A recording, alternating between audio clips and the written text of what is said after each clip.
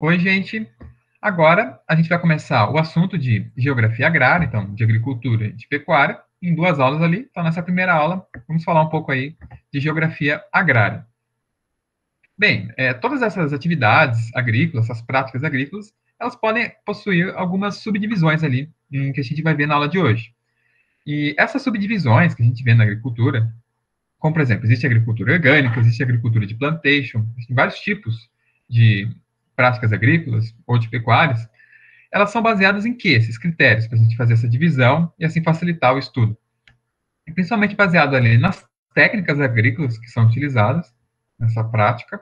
Então, por exemplo, eu vou utilizar uma técnica agrícola mais manual ou uma técnica agrícola mais tecnológica, com colheitadeiras, por exemplo. Qual que é essa técnica? Isso vai permitir a gente subdividir. Ou características ali sociais e econômicas dessa minha lavoura. Então, por exemplo, eu utilizo o quê? Trabalhadores braçais ali, que fazem esse trabalho, na enxada? Ou não, a gente utiliza ali tudo mecanizado. Como que funciona essas práticas agrícolas? E a partir disso, a gente vai fazer essas subdivisões, como essas aqui que vocês estão vendo. Ó.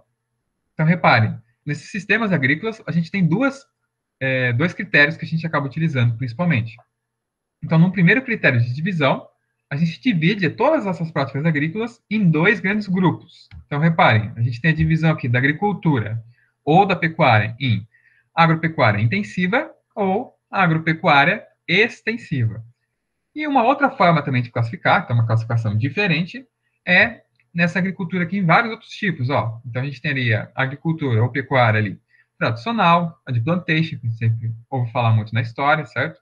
A agricultura de jardinagem, a agricultura moderna, teria também a agricultura orgânica, interessante citar. Então, vamos ver um pouquinho mais sobre cada uma delas aqui. Então, começando primeiro por essas duas grandes divisões, que são ali a agricultura intensiva, ou pecuária, e agricultura ou pecuária extensiva. Bem, então, o que seria a agricultura ou pecuária intensiva? Esse tipo ali de prática agrícola tem como principal característica o quê? Intensiva. Então, intensiva, algo é intenso, né? O que é intenso na agropecuária intensiva? É principalmente a produtividade. Então, a produção ali, em determinada área, ela costuma ser muito elevada. Então, pode ser uma grande produção de grãos, uma grande produção ali de vegetais, qualquer que seja, ou uma grande quantidade de cabeças de gado que eu consigo colocar, por exemplo, naquela área. Então, assim, conseguir produzir, criar ali muito gado, certo? Então, isso é na agricultura e na pecuária. Tá, mas como que eu consigo, na prática, realmente aumentar a minha produção e assim ter uma produção realmente muito elevada, utilizando ali uma agropecuária intensiva? Bem, para eu conseguir alcançar isso, eu vou precisar de técnicas modernas de agricultura. Então, desde as etapas lá do preparo do solo, então no seu arado, até em todos os cuidados que a planta vai ter, e depois na hora da colheita, em todas essas etapas, eu vou utilizar ali tecnologias ou técnicas agrícolas modernas. Então, por exemplo, fertilizantes ali, para amplificar o crescimento da planta, posso utilizar transgênicos, que também servem para aumentar a produtividade, que a gente vai falar um pouco mais para frente, né?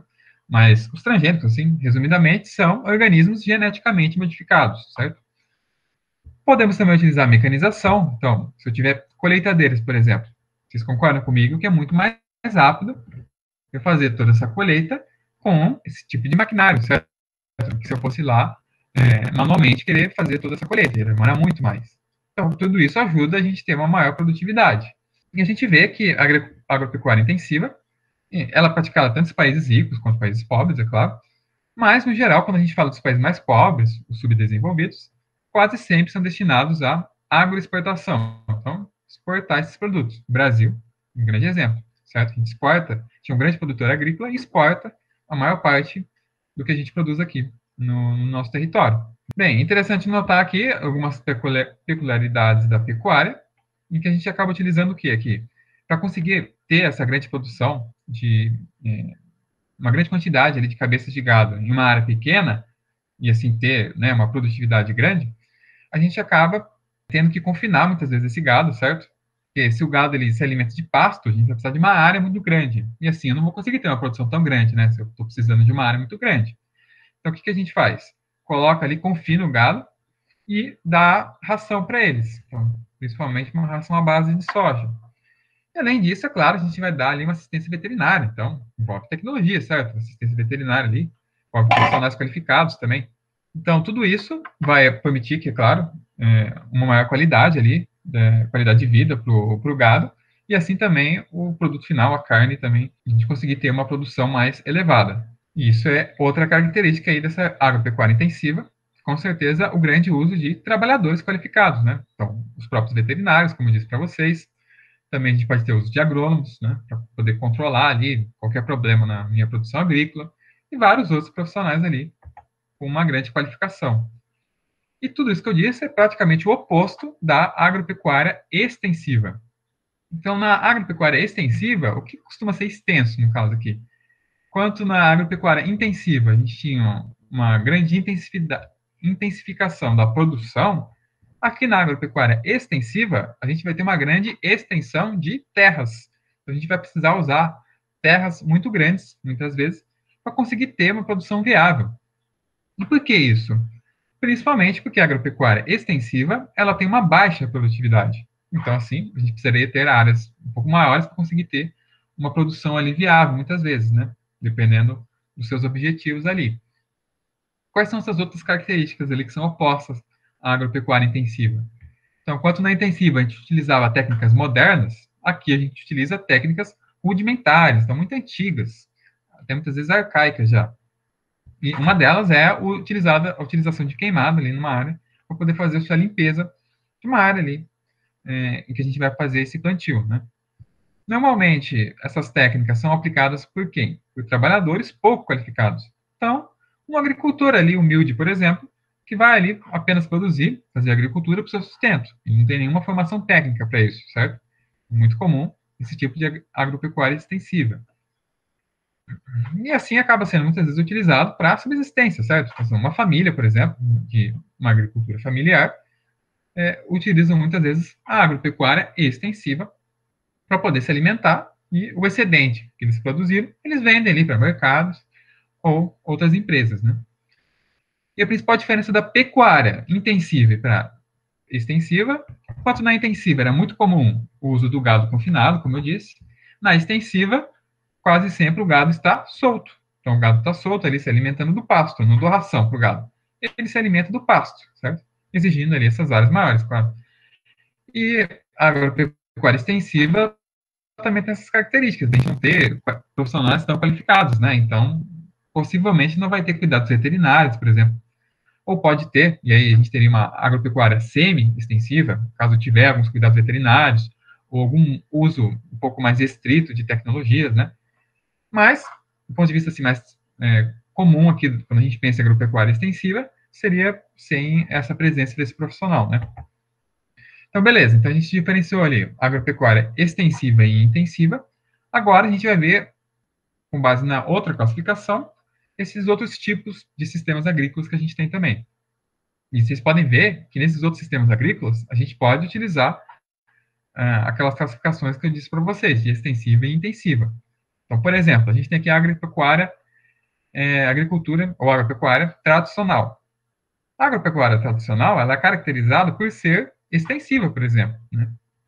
Então, vocês verem que a gente consegue misturar esses dois critérios, né? Bem, ela é muito caracterizada, a agricultura tradicional, né, pela agricultura de subsistência. Então, normalmente é uma agricultura familiar, em que as pessoas ali produzem com o objetivo de se alimentar e vender o excedente do que eles produziram para poder, assim, garantir o seu próprio sustento. Muito comum em países mais pobres, né? A gente sabe que países pobres muitas vezes são bastante agrários, isso é muito comum, né?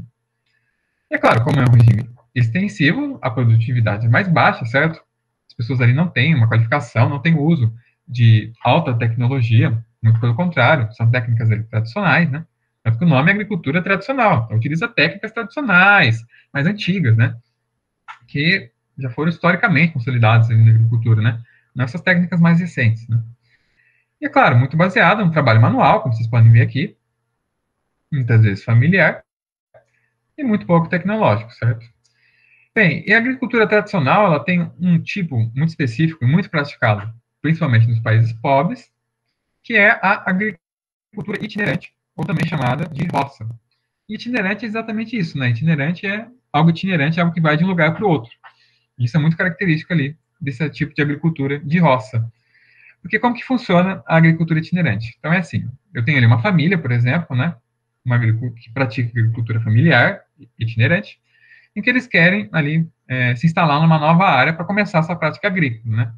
Então o que eles fazem? Tem uma área ali e muitas vezes essa área vai ter alguma vegetação, certo? Pode ser uma vegetação nativa, por exemplo.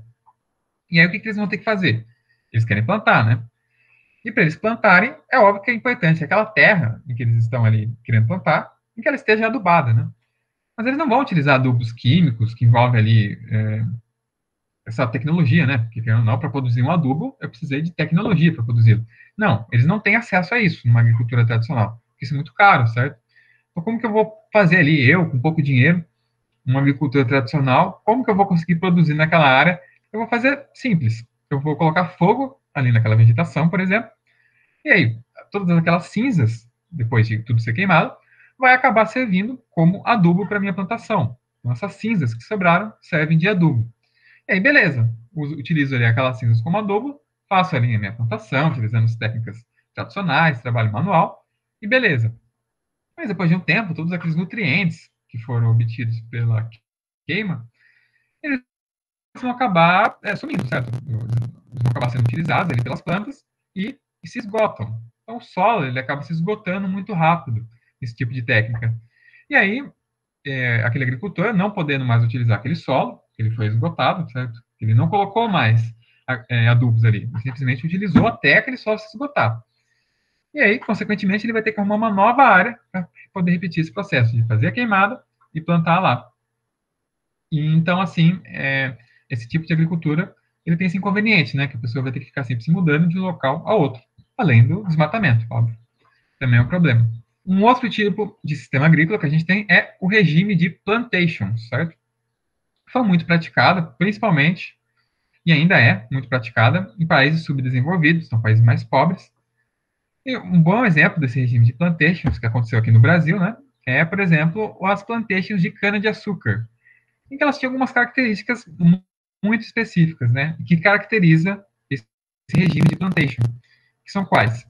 Monocultura, certo? Então, uma cultura agrícola só. Então, da cana-de-açúcar, por exemplo, no Brasil, era, no caso, apenas cana-de-açúcar, certo? Apenas canavial ali.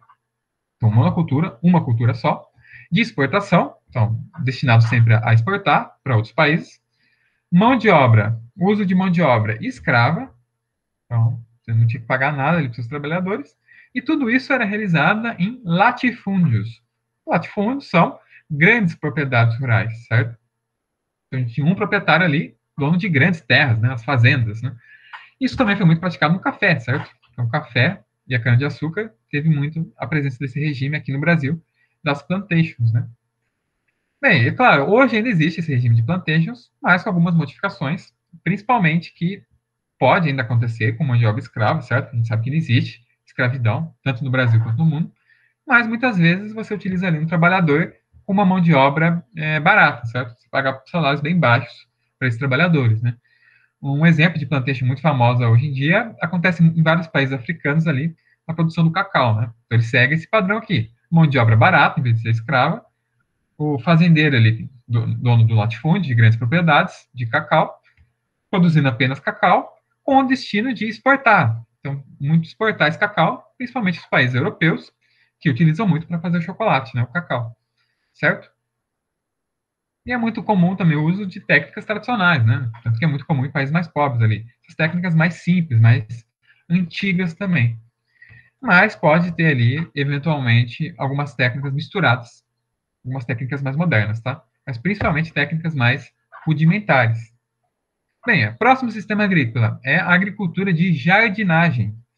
O nome já ajuda um pouco, né? Quando a gente pensa em jardinagem, a gente pensa em algo que é bem cuidadoso, certo? Porque quando a gente vai montar um jardim ali, a gente vai acabar o quê? Tendo que ter bastante cuidado ali com nossas plantas. Então, isso acaba remetendo um pouco ao funcionamento do sistema agrícola. Por quê? Porque a agricultura de jardinagem, ela é muito caracterizada, primeiro, pelo amplo uso dessa mão de obra. Então, vocês reparem aqui nessa foto da agricultura de jardinagem, a gente tem uma grande utilização de mão de obras e também uma grande utilização de técnicas agrícolas. mas são técnicas agrícolas, de certa forma, mais tradicionais, né? Não são técnicas agrícolas modernas. São técnicas ali mais simples, mas ainda assim são amplamente utilizadas. Então, quais são essas técnicas, por exemplo? Vamos ver desde técnicas ali de cuidados do solo, para poder garantir que o solo seja saudável, isso é muito importante. Técnicas muitas vezes de irrigação, de adubação. Inclusive, se essa agricultura de jardinagem for praticada próximo de encostas ali de morros, a gente pode acabar utilizando a técnica agrícola de terraceamento. Então, lembra quando eu falei para vocês lá do terraceamento, que evita a erosão, então é algo muito importante. E assim você pode fazer esses plantios aqui, esses degraus que foram criados quando a gente tem o uso do terraceamento, certo? Normalmente, a agricultura de jardinagem já tem algumas outras características, ó. Ela costuma ser uma agricultura familiar, certo? Assim como a agricultura tradicional também é muito familiar, a de jardinagem também. E normalmente ela fica ou em pequenas ou em médias propriedades, tá? Então, normalmente a agricultura familiar tem essa característica, assim, de ser em médias ou pequenas propriedades, certo? E o principal local que acontece é no continente asiático ali, com destaque para a produção de arroz ali, como vocês estão vendo aqui, que é a rizicultura. Bem, além de todos esses sistemas agrícolas que eu já disse para vocês, a gente tem também, é claro, a agricultura moderna, muito praticada hoje em dia no Brasil, no mundo. E o surgimento da agricultura moderna, aí, com o alto uso de tecnologia, se iniciou a partir do que a gente chama de Revolução Verde. E o que, que é, então, essa Revolução Verde? Ela não tem nada a ver, tá, com coisas ecológicas, né? Não é porque algo é verde, aí, com o nome, né, Revolução Verde, não tem nada a ver com coisas ecológicas, não tem a ver com agricultura ecológica, tá? É só o nome mesmo. A Revolução Verde, na verdade, ela promoveu ali uma modernização do campo, né? Surgindo ali essa agricultura moderna que a gente conhece hoje. E como que foi esse contexto, né, de surgimento? Então foi mais ou menos ali na década de 60 e 70 que a gente teve ali a Organização das Nações Unidas, a ONU, conseguiu identificar ali que a gente tinha, é claro, um grande problema de fome no mundo, como a gente ainda tem hoje em dia, né? E assim, a ONU acabou sugerindo ali, como uma forma da gente aumentar a nossa produtividade, fazer o quê? Uma modernização agrícola, para poder assim aumentar a produção, e aumentando a produção, conseguiria, teoricamente, resolver o problema da fome no mundo, né? Com mais produtos agrícolas. Então, esse era o objetivo principal da Revolução Verde ali, principalmente a partir da década de 70 nos países mais pobres, né? Então, é claro, é um tipo de agricultura ali intensiva, né? E caracterizada pelo quê? Pelo uso ali de agrotóxicos, né? Mecanização, então, tratores, colheitadeiras e vários outros equipamentos, e o uso também de transgênicos, né? Todos, tudo isso com o objetivo de aumentar a nossa produção. Normalmente também caracterizado em que tipo ali de características agrícolas que a gente tinha. Uma monocultura, então uma cultura só, pode ser só cana-de-açúcar, só soja, só milho, qualquer tipo de cultura. Em latifúndios, em grandes propriedades, com o objetivo de produzir ali em larga escala. Principalmente, isso em países mais pobres, a gente acabou vendo que essa produção em larga escala acabou sendo destinada para exportação. Além da gente acabar tendo problemas de concentração de terras, né? Porque normalmente essas propriedades a gente acabava vendo ela sendo construída ali em latifúndios, né? Latifúndios são grandes propriedades. Então a gente tem poucos fazendeiros com muita terra e muitas pessoas com pouca terra, né? A gente vai falar isso mais um pouco na próxima aula. Então, qual foi o resultado da Revolução Verde? Ela realmente modernizou o campo? Sim. Ela aumentou a produtividade? Sim. Mas ela não solucionou o problema da fome no mundo. Principalmente porque esses países mais pobres produziram muitos produtos, mas destinado ao mercado externo, à exportação. Então, acabou não resolvendo o problema desses países mais pobres. Além disso, é claro, a Revolução Verde trouxe inúmeros problemas aí para o campo. Então, ela trouxe benefícios no aumento da produção, mas trouxe problemas ali como danos ambientais, que esses agrotóxicos, esses fertilizantes, eles vão eventualmente contaminar o solo, contaminar o rio, provocando assim a morte de muitos organismos. Além disso, a gente teve um problema também de desemprego, porque essa mecanização ela obviamente tirou o emprego de muitas pessoas ali, de vários agricultores, que muitas vezes foram obrigados a, inclusive, trabalhar nas grandes cidades, né, trazendo o êxodo rural, né. Então, também com outro problema. E, além disso, ela aumentou essa dependência que os países mais pobres, os subdesenvolvidos, possuem em relação aos desenvolvidos. Principalmente porque, claro, todos esses produtos tecnológicos que eu falei para vocês, tratores, aviões que dispersam ali os agrotóxicos, o próprio agrotóxico, os transgênicos, tudo isso não é de graça. Os países mais ricos não vão dar de mão beijada, falar, tá, toma, presente aqui, país pobre. Não, eles vão cobrar por isso. Então, por isso mesmo que essa necessidade de compra desses insumos agrícolas acabou também aumentando essa dependência desses países. Né? Bem, agora sim, explicando aqui um pouco mais de detalhes para vocês, o que é então esses transgênicos que eu falei tanto? Bem, então transgênicos, como eu disse, é exatamente essa alteração genética em plantas, mas também pode ser em animais ou qualquer organismo. Né? Mas aqui, como a gente está falando de agropecuária, principalmente a alteração ali de plantas, então a soja é um grande exemplo de soja transgênico e do milho também, o milho transgênico. Existem outros produtos feitos também, como a canola, que também é muito utilizada, e alguns outros também, existe arroz transgênico, existe, mas eles não estão realmente sendo produzidos em larga escala, tá? Os principais que são produzidos em larga escala, principalmente a soja, o milho, a canola. Então, quando você vai comprar um óleo de soja, que foi transgênico, como a maioria, vocês podem ver lá na embalagem, podem ver na sua casa de vocês. Você tem esse símbolo aqui, ó, que é um T dentro de um triângulo amarelo, ó. Se por acaso o seu produto que você tiver aí na sua casa pode ser um produto que tenha soja ou óleo de soja, tiver esse símbolo, significa ali que existe soja transgênica nesse produto. Então, essa soja, ela sofreu uma alteração genética ali, feita em laboratório, certo? Que é exatamente o quê? Eu coloco o material genético de outro ser vivo, como uma bactéria, por exemplo, dentro dessa soja ali, eu modifico o DNA dela. E para que eu faço isso? Principalmente para poder aumentar a resistência a alguma praga. Então, existem muitas pragas ali que afetam o milho, por exemplo. Aí eu coloco ali, altero o DNA do milho, para poder fazer com que, quando esse inseto, por exemplo, que come o milho, essa folha do milho, o que vai acontecer? Ele morre. Então, a planta produz ali uma toxina, porque eu modifiquei o DNA dela, matando esse inseto.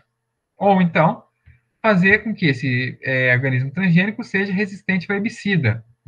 Então, eu posso passar herbicida ali para matar outras plantas que não me interessam, né? Não a planta que é a minha planta que eu estou produzindo. Então, mato, por exemplo. Muitas vezes surge mato ali que atrapalha a minha produção. Aí essa minha planta principal, ela vai ser resistente a esse herbicida, fazendo com que apenas essas outras plantas, ervas daninhas ali, acabem morrendo, né? Então, são alguns exemplos ali de aplicações desses transgênicos. O objetivo principal é aumentar a produtividade, né? Nem sempre isso acontece, tá? De aumento de produtividade, mas, teoricamente, foi para isso que surgiu os transgênicos. Né? Existe um problema muito grande em relação aos transgênicos, principalmente ali nos países que compram esses transgênicos, né? Por quê? Porque quando eu compro essas sementes transgênicas ali, obviamente eu vou ter que pagar os royalties, que são como se fosse a patente por eu estar utilizando ali um produto que foi produzido ali por uma empresa, né?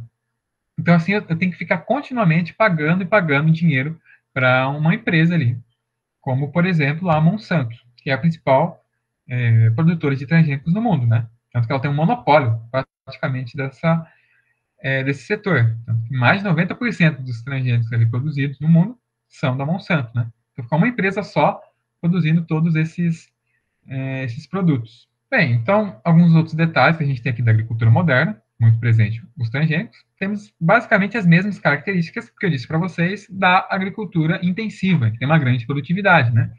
A questão tecnológica, principalmente ali, maquinário, agrotóxicos, adubos, transgênicos, né? Não precisa utilizar todos para ser uma agricultura moderna, tá? Pode ser uma agricultura moderna que não tem transgênicos. Mas, no geral, a gente vai ter o quê daí? Uma grande quantidade de maquinários, também tem a questão dos latifúndios, né? Grandes propriedades. Né? E é claro que toda essa tecnologia para ser produzida, todas essas técnicas agrícolas modernas que eu utilizo, eu vou precisar de muita pesquisa científica na área agrícola, né? Então, um grande exemplo de produção científica na área agrícola é feita pela Embrapa, que é uma empresa brasileira e do Estado que realiza muitas pesquisas aí na área agrícola para aumentar a produtividade, para produzir transgênicos também, a Embrapa realiza. Então, é uma das grandes empresas importantes no setor agropecuário. Bem, a gente tem também vários destaques, principalmente para os Estados Unidos e para a Europa, que são os principais locais ali em que tem essa agricultura moderna, certo? Então, os Estados Unidos ele tem algumas particularidades ali na sua agricultura moderna. Primeiro a agricultura ali na região dos Estados Unidos, ela tem um grande auxílio governamental, tanto para fornecer crédito, então empréstimo muitas vezes ali de dinheiro para os agricultores, para eles conseguirem montar ali a sua agricultura, a sua pecuária, quanto auxílio técnico ali também, na questão de técnicas agrícolas também. Então, o governo, ele atua ali para garantir, assim, principalmente que os agricultores eles tenham um preço competitivo na sua produção. Isso é muito importante, então, a ajuda ali do governo para garantir que haja uma grande produtividade, certo? Auxílio técnico, e também, assim, o país seja um dos principais exportadores de produtos agrícolas ali, que é os Estados Unidos, certo? Bem, e os Estados Unidos, é claro, como vocês podem ver, é um país muito grande, até por isso ele vai ter uma grande variedade climática ali, uma grande variedade de solos, né? Por isso mesmo, o país ele acabou adotando uma estratégia que foi dividir o seu espaço agrícola no que a gente chama de belts, que é o nome em inglês para cinturão. Então ele criou ali o que a gente chama de cinturões agrícolas para poder fazer com que nessas regiões, desses cinturões ali, como vocês estão vendo aqui, o cinturão do milho, por exemplo, é uma região ali que vai ter algumas características climáticas e de solo um pouco parecidas, muitas vezes próximas também a alguns mercados consumidores, de forma a, assim, aumentar a sua produção, certo? Então, você aproveita um local ali que é propício ao cultivo do milho, por exemplo, então você vai ter ali inúmeros locais que vão ser focados, inúmeras propriedades focadas no cultivo do milho. A gente tem a grande produção do milho, por exemplo, aqui no cinturão do milho, mas eles também produzem outros produtos agrícolas, né? Como vocês podem ver aqui, ó, ele chega a citar, né, no Corn Belt, que é o cinturão do milho. Ele produz ali milho, mas também soja e a pecuária, muito nos suínos, por exemplo. Então, não é restrito a apenas um produto, né? Tem um produto principal, que é o milho, mas também, eventualmente, alguns outros. Então, eles têm alguns cinturões ali nos Estados Unidos, ó, que a gente consegue identificar. Você tem o cinturão do trigo, por exemplo, ó, tanto nessa região aqui, mas um pouco mais ao norte, aqui um pouco mais na região central. Temos aqui também o cinturão do algodão, ó, um pouco mais próximo que a região litorânea, mais ali a região leste dos Estados Unidos. E também vale ali o destaque para o cinturão ali dos derivados do leite, dos lácteos, que é chamado de Dairy Belt, né?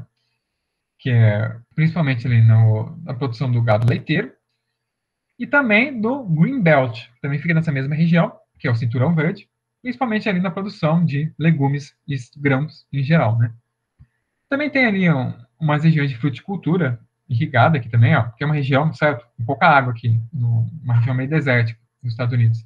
Então ali tem a grande produção de frutas a partir da irrigação, né? Principalmente ali na região da Califórnia, né? Então, como vocês podem ver, tem inúmeras divisões ali nos Estados Unidos, né? Já na região europeia, a gente tem algumas diferenças em relação aos Estados Unidos, né? Enquanto nos Estados Unidos a gente tinha a grande presença de latifúndios, por exemplo, e também uma agricultura, é claro, assim, com o fazendeiro ali, a figura desse fazendeiro, dono de grandes propriedades de terra. Na agricultura moderna europeia, a gente já tem uma presença de agricultura familiar, então já é bem diferente. Ó. Normalmente em pequenas propriedades ou médias propriedades, e também bem característico pela policultura, né? Então, é claro, aqui nos Estados Unidos eles têm o produto principal e alguns outros, agora aqui não, aqui você muitas vezes tem uma variedade já um pouco maior de produtos ali. Então, uma policultura ali bem mais variada, né? Na agricultura europeia. E é interessante notar que a agricultura familiar europeia ela é muito modernizada, né? Muito tecnológica, diferente da agricultura familiar, muitas vezes no Brasil, por exemplo. Nem sempre tem essas tecnologias, né? Ou em países pobres, no geral.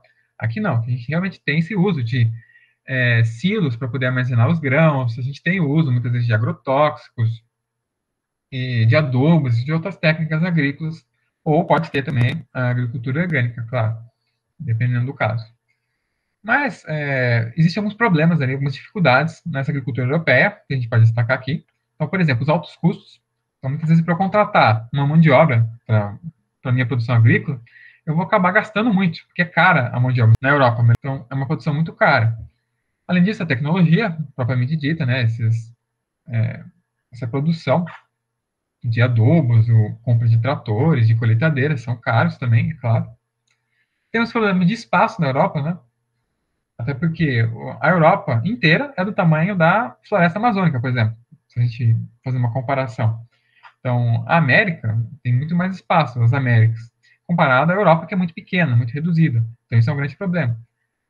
Além disso, é claro, a variação climática. Então, em algumas épocas do ano neva na região, e isso também, eventualmente, uma nevasca pode afetar e estragar toda uma produção agrícola.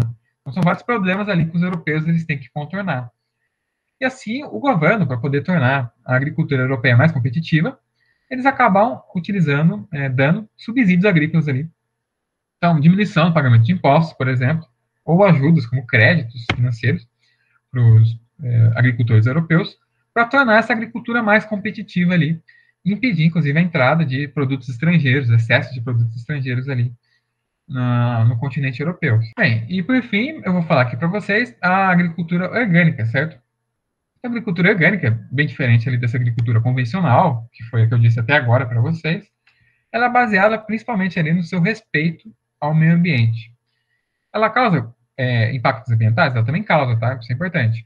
Mas são impactos bem menores do que a agricultura convencional. A agricultura convencional, como eu disse para vocês, ela vai acabar contaminando o solo, contaminando a água, acaba muitas vezes ocasionando um grande desmatamento também, então tem vários problemas, né? Então a agricultura orgânica, ela diminui um pouco esses problemas, já que ela não utiliza agrotóxicos, então nenhum tipo de agrotóxico, não utiliza fertilizantes sintéticos, então só fertilizantes naturais, com estrume, por exemplo, certo? Mas de estrume. Não utiliza transgênicos também. Então, isso é importante, tá, gente? Porque às vezes a gente pode ver em algum local ali escrito produção sem agrotóxicos. Muitas vezes a gente associa produção sem agrotóxicos automaticamente com orgânico. Então, se é uma produção sem agrotóxico, ela é orgânica, certo? Não, na verdade não. Porque muitas vezes eu posso ter uma produção sem agrotóxicos, mas eu utilizar um fertilizante sintético, por exemplo. O fertilizante NPK, que a gente fala, né? Que tem nitrogênio, potássio e fósforo, né? Então, o fertilizante sintético e não é uma prática recomendada na agricultura orgânica, porque esse fertilizante sintético ele pode acabar contaminando rios, por exemplo. Então, não é utilizado. Então, entendo que orgânico não é sinônimo de sem agrotóxico, tá? Sem agrotóxico é apenas uma dessas características da agricultura orgânica, né? E, além disso, é claro, tem algumas outras características, como policultura, vocês podem ver aqui, cultivo ali de várias culturas, então alface, o tomate, não vou utilizar apenas soja, por exemplo, não, vou utilizar soja, vou utilizar tomate, alface, várias culturas agrícolas, uma couve, utilizo apenas adubos naturais, o estrume, né, como eu disse para vocês, principalmente, e eu realizo um controle biológico de pragas, certo?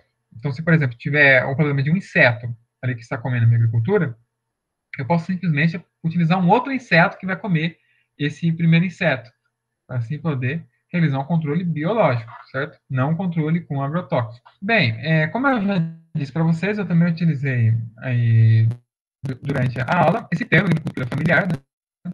Que é exatamente o que, né? Utilizei tanto, então é importante também a gente definir o que seria essa agricultura familiar, tá? Bem, a agricultura familiar, o nome já ajuda, né?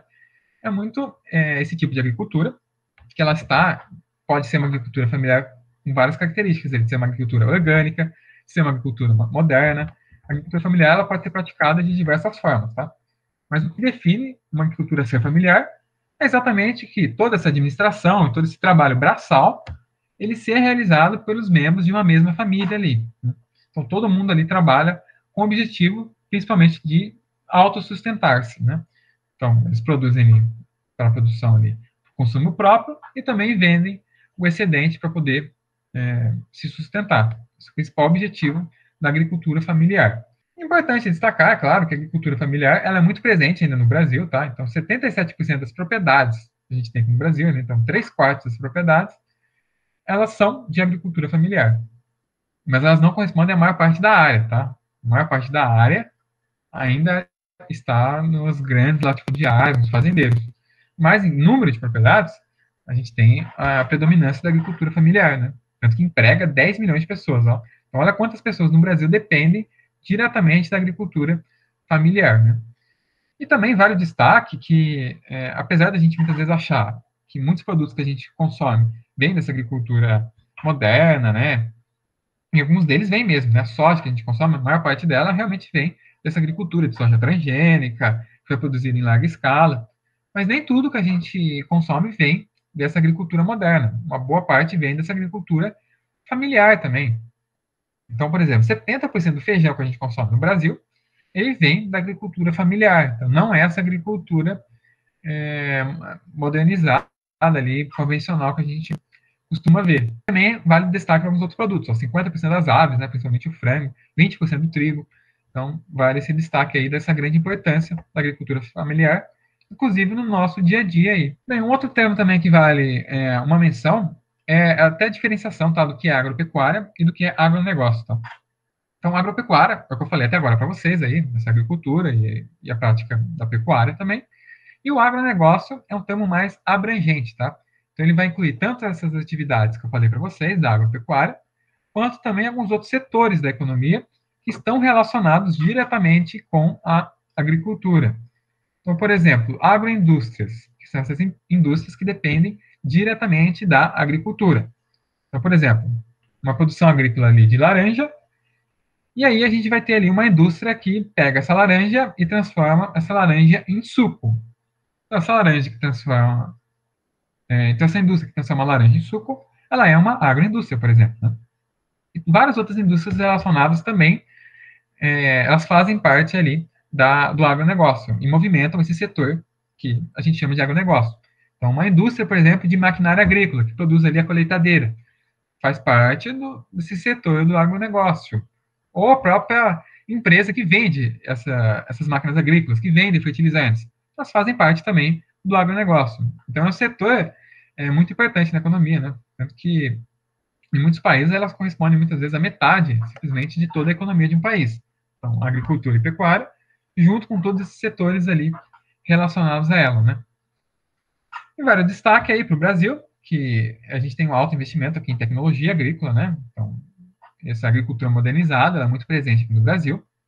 E isso garante uma alta produtividade e uma alta rentabilidade também financeira aqui para o Brasil. Tanto é que o Brasil ele é responsável por alimentar cerca de 1 bilhão da população mundial, né? A gente tem 7 bilhões, então 1 bilhão da população mundial é alimentada pelo Brasil ali, só pela produção aqui brasileira, né? Por isso mesmo que a gente é um grande exportador de produtos agrícolas ali. Bem, e para finalizar, a gente tem aqui alguns produtos da agropecuária brasileira, então de todo esse agronegócio, em que o Brasil se destaca. Então, o café, por exemplo, a gente ainda é o principal produtor mundial, apesar de não ser o nosso principal produto, o café merece esse destaque. A cana-de-açúcar, também a gente é o principal produtor, principalmente ali, né, claro, para a produção do próprio açúcar, a produção do álcool, então a gente produz muito para isso. Para destaque aqui para São Paulo, né, a gente tem muito canavial, se vocês já viajaram aí nas estradas, vocês já devem ter visto alguns canaviais por aí.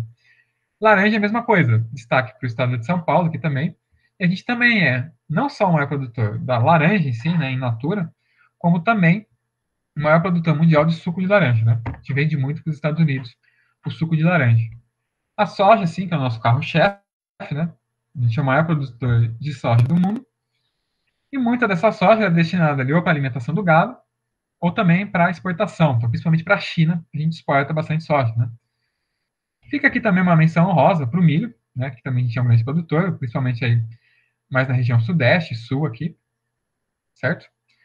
E a pecuária, principalmente de bovinos, que a gente também é o principal produtor mundial de carne bovina, né?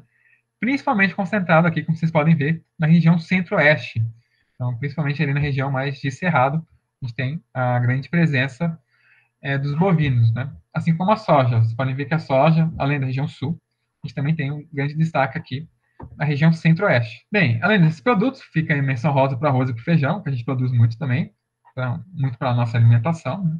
Uma parte a gente exporta também. Destaque também para a fruticultura, ali na posição média do Rio São Francisco, né? A gente produz também. E a vitivinicultura, que é a produção de vinho. Então, a produção de uva para se fazer o vinho, principalmente na região sul, né? Uma grande produtora ali do vinho e também da uva, né? É um local ali mais favorável à produção da uva, né? E vale também a gente citar, claro, que a gente também está ali entre os 10 principais produtores de aves, principalmente frango e peru, né? Muito exportado ali para o Oriente Médio, e também a produção de suínos, principalmente ali na região sul, certo? Então, a aula de hoje a gente encerra aqui, e eu vou fazer apenas agora uma questão de vestibular, tá? Essa questão eu deixo de sugestão para vocês tentarem resolver sozinhos. Essa questão aqui sobre a Revolução Verde também. E eu vou resolver com vocês essa questão aqui de vestibular. Então, vamos lá, gente, ó. É uma questão ali da UEM, que ela diz o seguinte, ó. Eu sugeria, tá, se vocês puderem, vocês deem uma pausa primeiro e tentem resolver. E aí, vocês anotem em algum papel o resultado que vocês chegaram. É uma questão de somatória, então vocês somam todas as questões em que vocês consideram corretas ali, esse númerozinho. E depois que vocês resolverem, eu vou fazer agora aqui com vocês, tá? Então vamos lá. Já resolveram? Então, beleza. Vamos fazer agora essa questão. Bem, então a questão que vale um ponto ali. O que ela nos diz? A partir do século XVIII, no período da Revolução Industrial, beleza? O aperfeiçoamento de instrumentos e técnicas de cultivo, tais como arado de aço e adubos, permitiu o aumento da produtividade agrícola, originando a agricultura moderna. Essa questão está correta, é verdade. Desde o século XVIII, ali, que começou a surgir algumas novas técnicas, e intensificado, principalmente na década de 1960 e 70, com a Revolução Verde, a gente teve ali esse surgimento do que a gente chama hoje de agricultura moderna, aumentando muito a produção agrícola, tá? Então está correto. Beleza, vamos para 2. Ainda que a inovação tecnológica tenha determinado ganhos de produtividade com o crescimento da produção por área e ampliado os limites das áreas agrícolas, o desenvolvimento da produção rural ainda hoje necessita de grandes extensões de terras com condições climáticas e solos favoráveis. Com certeza, gente, você também está correto. Apesar da gente ter aumentado um pouco a nossa independência, né, em relação a alguns fatores naturais, como, por exemplo, a chuva, né? Hoje a gente não depende tanto assim da chuva, por exemplo. Mas, porque a gente pode fazer uma irrigação naquela agricultura. Mas ainda assim, a gente, é claro, depende muito das climáticas e do solo, porque se a gente não tiver um solo ali com nutrientes favorável, a planta não cresce. Então, a gente ainda depende. E se por acaso houver um surgimento de uma geada ali, por exemplo, na minha produção, toda a minha produção agrícola pode morrer. Então, ainda assim, a gente depende de fatores climáticos e naturais, tá? E na 4, eu já falei um pouco aqui para vocês, ó, que ela também está correta, porque ela diz o quê? Ó? Procedimentos técnicos como a adubação, a irrigação e a drenagem têm diminuído a dependência da agricultura do meio natural, correto. Entretanto, a difusão dessas inovações pelo espaço mundial é irregular, tornando o meio rural muito diversificado. Está correto, porque além da gente ter alguns locais com essa agricultura mais modernizada, outros locais têm uma grande presença da agricultura tradicional, principalmente países mais pobres, né? Então está correto. Vamos ver a 8. Na agropecuária extensiva, são utilizadas pequenas extensões de terras, podendo ser mantidas vastas áreas naturais preservadas. Ao predomínio de capital, uma vez que apresenta a grande mecanização e a mão de obra utilizada é bem qualificada. Isso aqui está incorreta, não está correta. Por quê? Porque essas características que ela diz para a gente aqui, a maioria delas é da agricultura intensiva. A agricultura extensiva ela é muito associada a baixa tecnologia, a baixa produtividade. Quanto à intensiva, não. Ela sim que tem essa grande característica de mecanização, mão de obra qualificada. E essa característica de mantida, vastas áreas naturais, ela não acontece nem na intensiva nem na extensiva, tá? Nas duas a gente acaba tendo desmatamento. Né? Então, essa está completamente incorreta. E por último, 16. Então, o sistema agrícola ali de plantation é típico de países desenvolvidos. As suas características atuais são o minifúndio, pequenas propriedades rurais, policultura, cultivo de vários produtos agrícolas e mão de obra qualificada. Não, essa está incorreta, porque a regime de plantation, ele na verdade é o contrário, né? Primeiro que ele não é tipo de países desenvolvidos, e sim de subdesenvolvidos, países mais pobres, e as suas características são o latifúndio e não o minifúndio, então são grandes propriedades e não pequenas, a monocultura e não a policultura, e a mão de obra, normalmente a gente tem uma grande utilização de mão de obra pouco qualificada ali para poder fazer a colheita. E por fim, essa última questão, para vocês tentarem resolver também. E a aula de hoje eu encerro por aqui. Muito obrigado aí pela atenção. Qualquer dúvida, vocês entrem em contato comigo. Até mais.